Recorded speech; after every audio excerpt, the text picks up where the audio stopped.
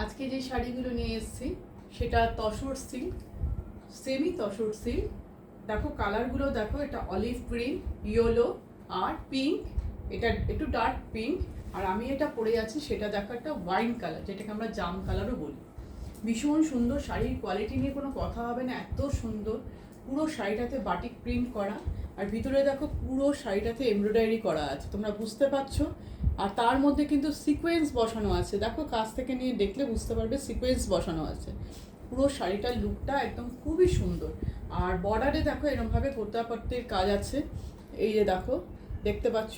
আর এইটা হচ্ছে পাল্লুর নিচে এইভাবে কাপড়ের ট্রাসেল আছে, সব কাপড়ের ট্রাসেল। পুরো শাড়ির লুকটা ভালোভাবে দেখো। Price only 1800। ঝটপট একদম বুকিং করে ফেলো বুকিং নাম্বারে, ঠিক আছে। এই হচ্ছে শাড়ির লুক।